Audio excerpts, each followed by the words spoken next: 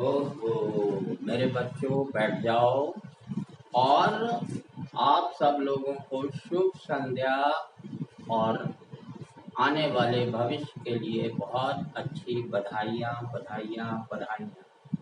अब यहाँ पर हम लोगों ने पूर्ण चक्र के लिए क्या किया था?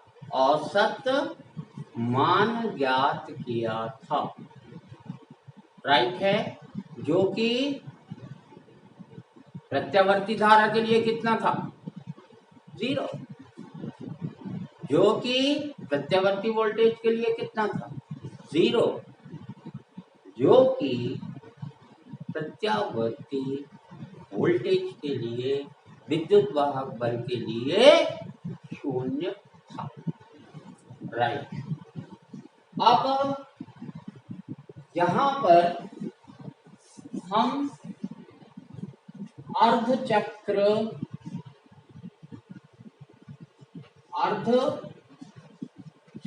के लिए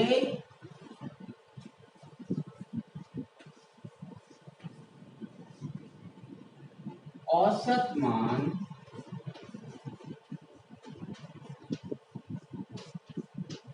याद करेंगे। I, E और V, राइट है।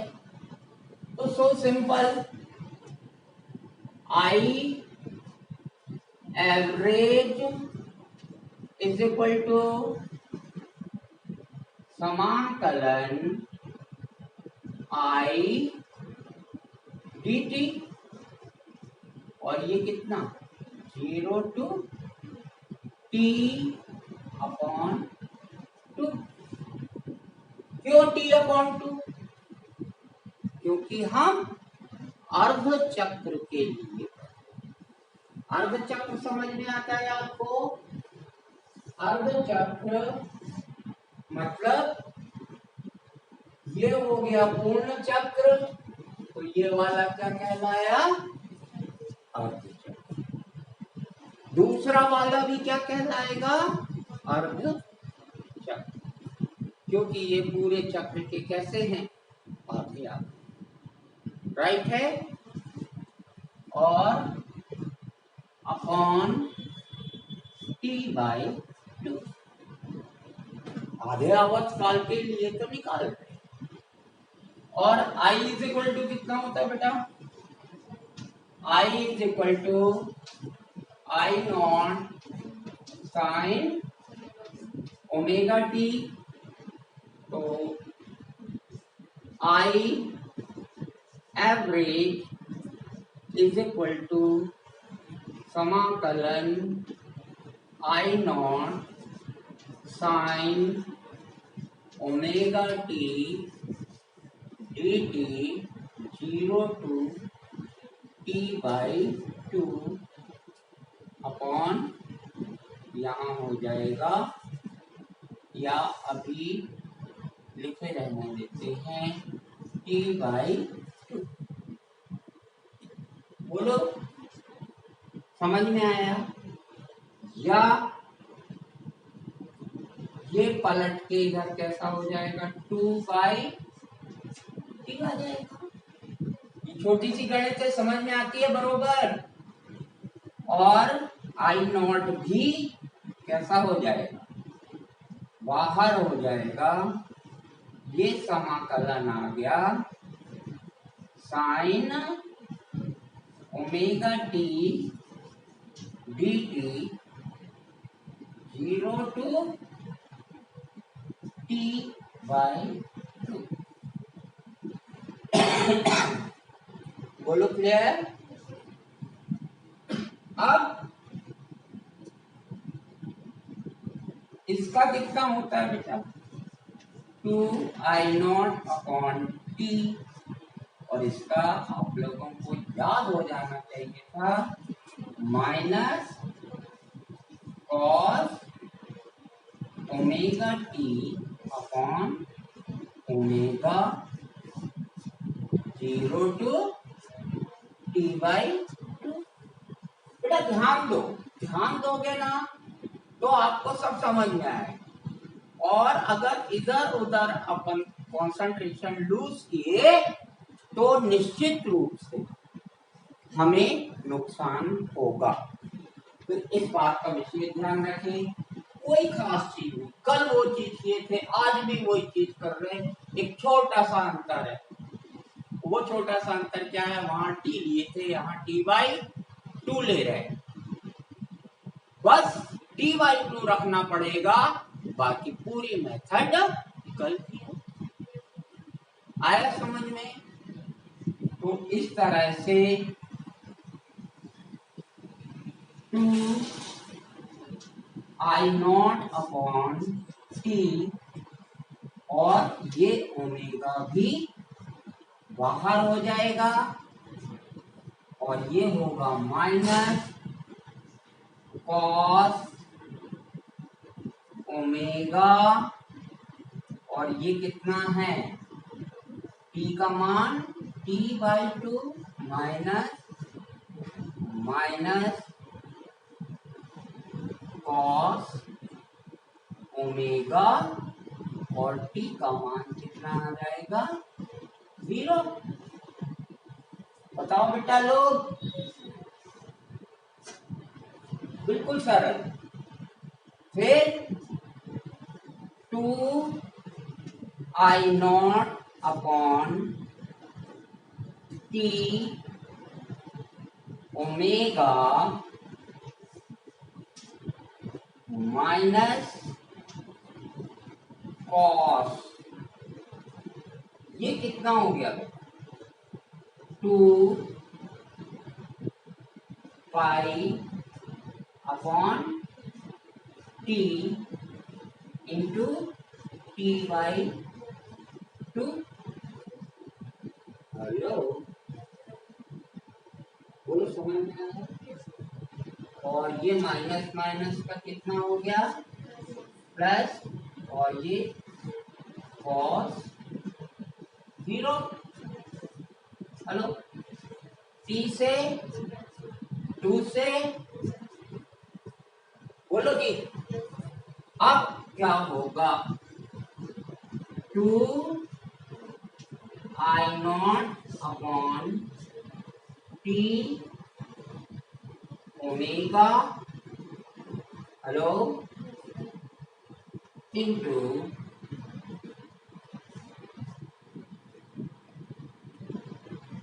Minus cos five plus 1।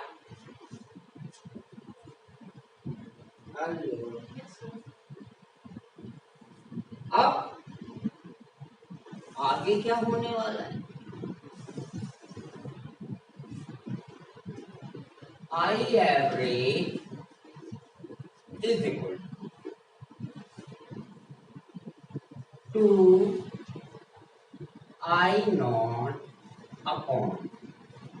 2I0/T को क्या लिख सकते हैं, 2π/ओमेगा। हेलो, समझ में आया कि नहीं, फिर से समझाओ। Omega is equal to 2π/T, तो omega is equal to 2π/T, तो T is equal to omega. Hello, तो इस तरह से ओमेगा कैंसिल हो जाएगा, और यहाँ पे क्या आएगा, माइनस, और ये -1, हेलो, प्लस 1। तो I average is equal to 2I0/2π into 2। ये समझ में आया कि माइनस माइनस का प्लस, तो 1 + 1 इज इक्वल टू 2, 2 से 2, तो I average is equal to 2I naught upon pi E average is equal to 2 E naught upon pi और V average is equal to 2 V naught upon। तो इस तरह से हम लोगों ने क्या किया है, हमने अर्धचक्र के लिए औसत मान ज्ञात कर लिया। किस किस का? I का, E का और V। अंडरस्टैंड? तो अपन लोगों को इस बात का ध्यान रखना चाहिए और ये एक बहुत सरल डेरिवेशन है। तो इस तरह से हम लोगों ने क्या कर लिया, अर्धचक्र के लिए हमने प्रत्यावर्ती धारा, प्रत्यावर्ती धारा, प्रत्यावर्ती धारा, प्रत्यावर्ती धारा और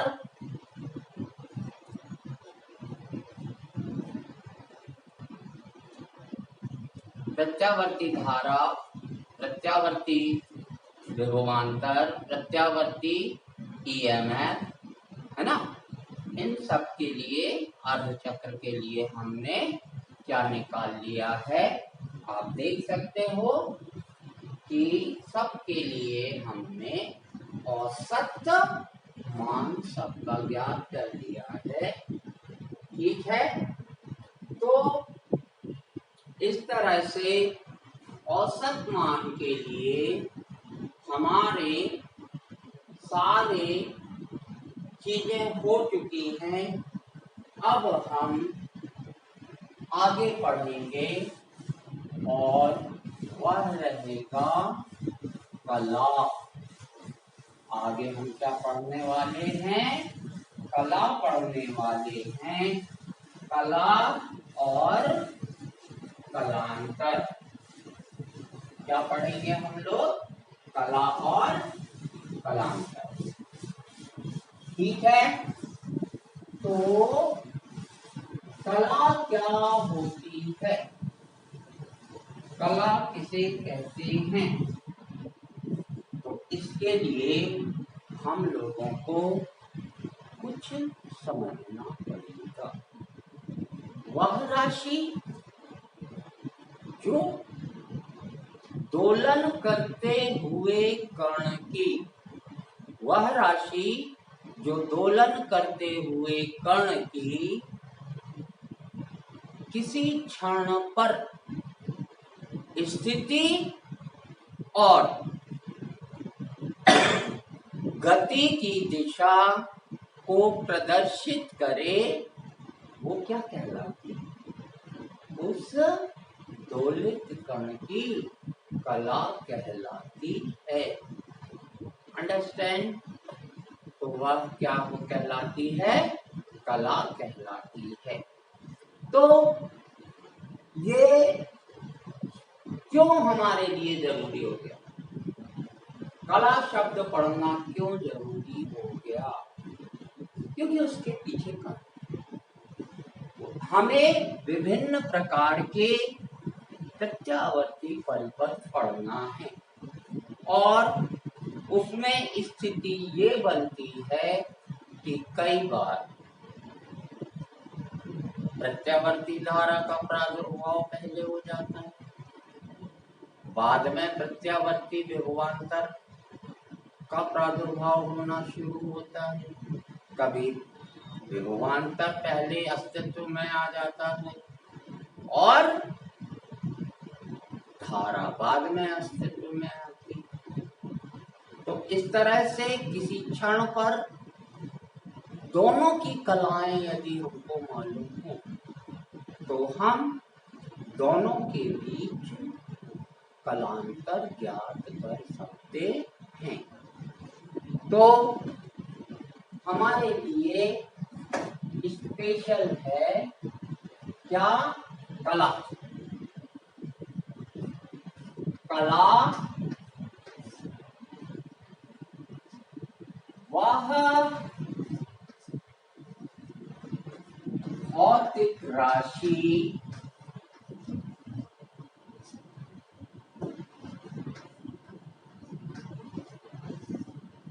जो किसी दोलन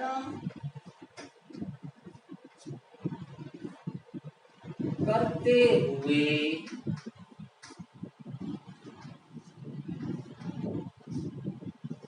कण की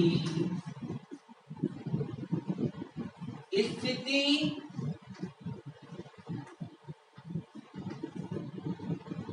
तथा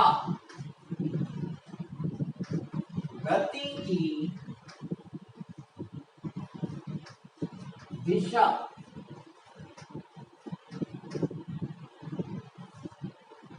किसी क्षण पर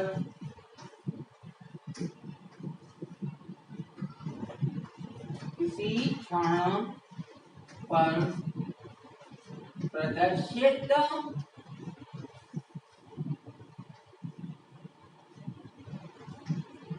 करती है।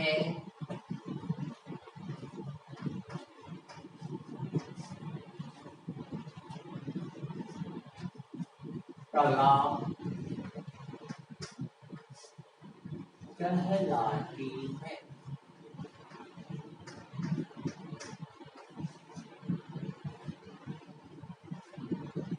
राइट, इस तरह से ये हमने कला की परिभाषा दी। ओके, अब कला समझ में नहीं आया सर, कैसे कह रहे हैं आप कला, और कैसे गति की दिशा बताएगी, कैसे किसी क्षण पर स्थिति बताएगी। तो थोड़ी देर के लिए यहाँ पर कि एक कण, ये उसकी माध्य स्थिति है, माध्य स्थिति से धनात्मक आयाम पर जाता है, लौट के माध्य स्थिति में आता है, फिर ऋणात्मक आयाम पर जाता है और लौट के कहाँ आ जाता है? माध्य स्थिति। इस तरह से इसका क्या हो जाता है? एक चक्र। एक चक्र कैसा हो गया? पूरा हो गया। अब एक चक्र में लगने वाला समय क्या होता है? टी। यहाँ पर टी का मान कितना है? 0, जब उसमें गति प्रारंभ नहीं थी। यहाँ पे कितना हो गया? T/4। यहाँ पे कितना हो गया? फिर से T/2। यहाँ पे कितना हो गया? 3T/4। और लौट के आगे जब वो यहाँ आया तो T बराबर कितना हो गया? T। हेलो, तो अभी कुछ समझ में आया क्या कि इस कण का आवर्तकाल T है और कैसे है? राइट है। तो इस तरह से ये T के अकॉर्डिंग ये ऑसिलेट हो रहा है। अब यहाँ पे आपसे पूछा जाए, क्योंकि हमारी कला की परिभाषा हमसे ये कहती है कि किसी क्षण पर दोलन करने वाले कण की, किसी क्षण पर दोलन करने वाले कण की स्थिति और गति की दिशा बताने वाली भौतिक राशि को कला कहते हैं। ठीक है, तो अब इस परिस्थिति में हम यहाँ देखते हैं कि जैसे मैंने कहा कि T = T/4 में कण कहां पर है? कहां पर है? अपने आयाम पर है। कहां पर है वो? अपने आयाम पर है। और ये भी पता चल रहा है कि इसके बाद वो कहां जाने वाला है। इसके बाद वो कहां जाने वाला है? माध्य स्थिति की ओर जाने वाला है। आई बात समझ? तो T/4 यहाँ पे हमको कला बता, इसी क्षण पर हमको कला पता चल रही है। किस हिसाब से पता चल रही है कि T/4 = π/2 और इस कण का समीकरण क्या होगा? ग्राफ ये होगा और इसका समीकरण क्या होगा? I = I0 sin omega T. अब ओमेगा टी π/2 है तो I = I। तो हमें धारा के दोलन करने वाले मान का पता चल रहा है। कारण दोलन की जहां तक बात आती है तो हम लोग परेशान होने लगते हैं, हमें कण के अलावा कुछ नहीं सोचता। अपन सोचते हैं कि आई कैसे दोलित हो रही है, विद्युत वाहक पर कैसे दोलन चल रहे, और भी कैसे दोलित हो रहा। अरे दोलित नहीं हो रहा, उसके जो मान है वो समय के साथ कैसे हो रहे हैं? परिवर्तित हो रहे हैं। लेकिन उनका यह परिवर्तन कैसा है? उनका यह परिवर्तन आवर्ती है। उनका यह परिवर्तन कैसा है? आवर्ती। ये बात आई समझ में सबको? तो कैसे लट कर लेते हैं कि यहाँ I = 0, यहाँ पे I =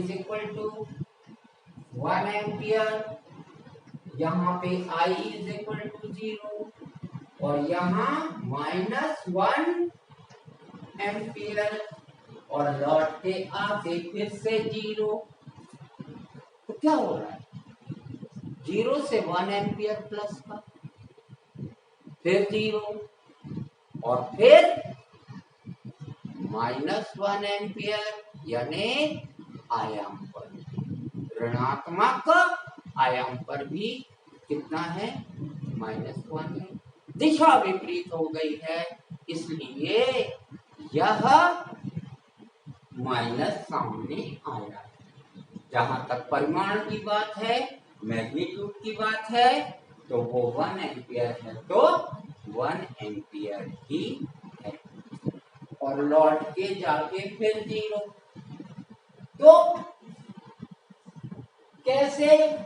ओमेगा टी का मान π/2 रखते हैं तो sin 90 आता है, sin 90 1 हो जाता है तो I = I0 हो जाता है और I0 का मान 1 एम्पियर है।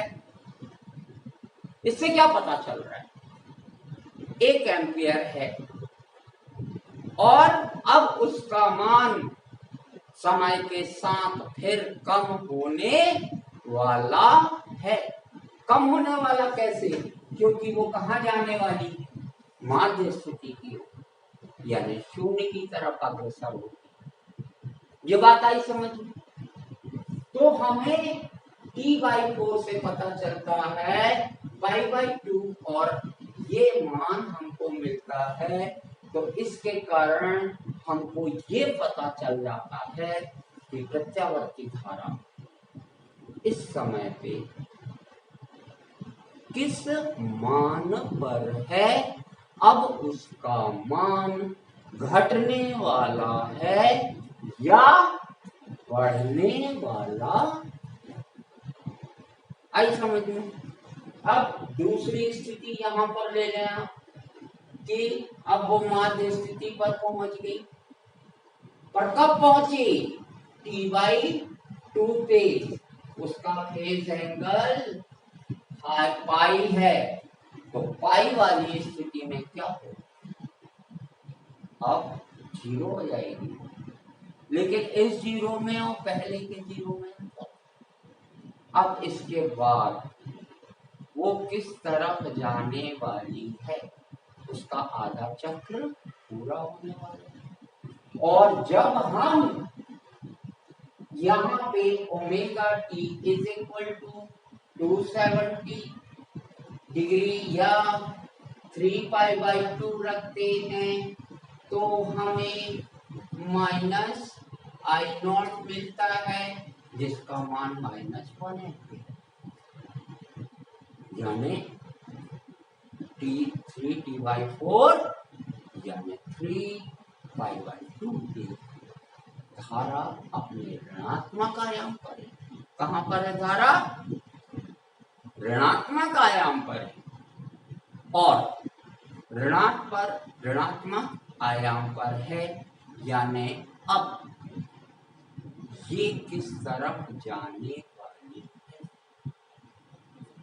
ये कहाँ जाने वाली है? अब माध्य स्थिति की ओर, और ये कम ऋणात्मक होती हुई कैसी हो जाएगी? 0 हो जाएगी। कैसी हो जाएगी? ये 0 हो जाएगी। और उसके बाद फिर इसका कौन सा अगला चक्र चालू हो जाएगा। इस तरह से प्रत्यावर्ती बनती, और ये दोलन I=I0 sin ओमेगा टी सरल आवर्ती का विस्थापन समीकरण है। तो कण है तो विस्थापन ले, लेकिन यहाँ पे क्या हो रहा है? I यानी एम्पियर, V यानी वोल्ट, तो यहाँ पे मान एम्पियर और वोल्ट में बदल रहा है। अंडरस्टैंड? जैसे इसका 5 वोल्ट हो गया, ओके, ये -5 वोल्ट हो गया, चाहे ए हो या बी हो, ऐसे ही चलते हैं। यानी वास्तव में दोलन किसके होते हैं? वास्तव में जो दोलन होते हैं वो होते हैं I तथा E या V के मानों के दोलन। ये समझ में आया? और किस क्षण किस भौतिक राशि का कौन सा मान है वो चीज बताने वाली राशि को हम क्या कहते हैं? कला कहते हैं। और क्योंकि यहाँ पर साइन के साथ जो ओमेगा टी आया है, साइन के साथ कौन आया है? Omega T. ये ओमेगा टी हमको क्या बता देता है? सबसे पहले तो धारा होगी, तो धारा का मान बता देगा उस क्षण पर, क्षण टी पर बता देगा।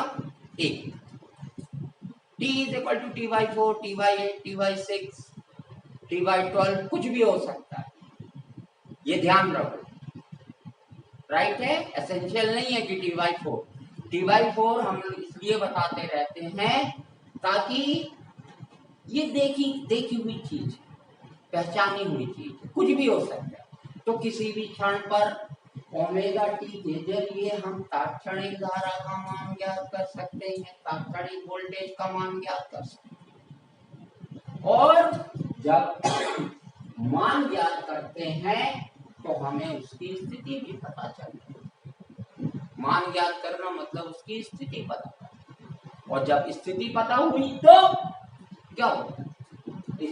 स्थिति पता होती है तो अब हम ये बता सकते हैं कि उसका मान कैसा होने वाला है, घटने वाला है या बढ़ने वाला है।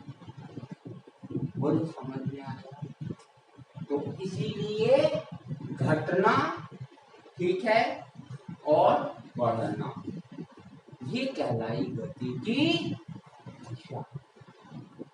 ये क्या कहलाई? गति की दिशा।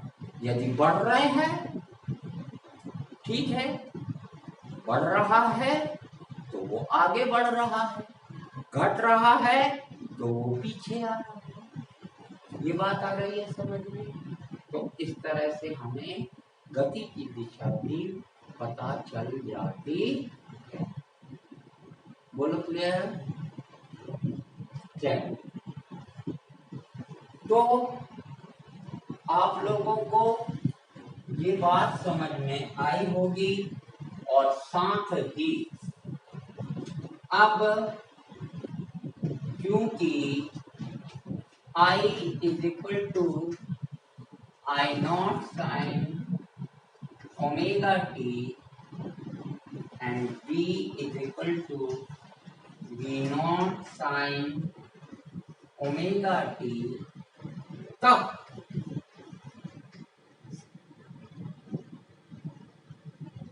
साइन के साथ लिखा हुआ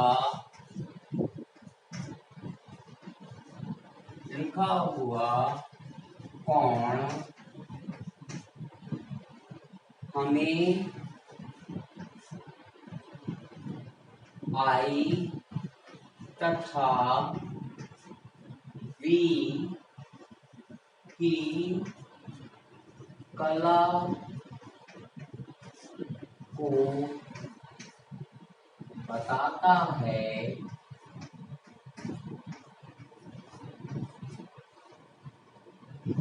इसलिए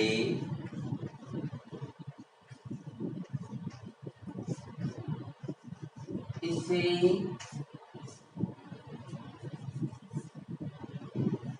कला कोण या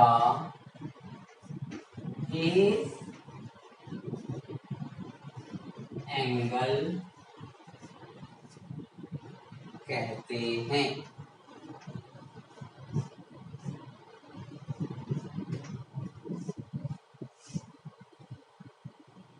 आया समझ में? तो इस तरह से इस सबको एक बार आप नोट कर लीजिए ताकि आपको कला के संबंध में सारी बातें समझ में आ जाएंगी। अब हम इसके बाद देखने वाले हैं अग्रगामी और पश्चगामी।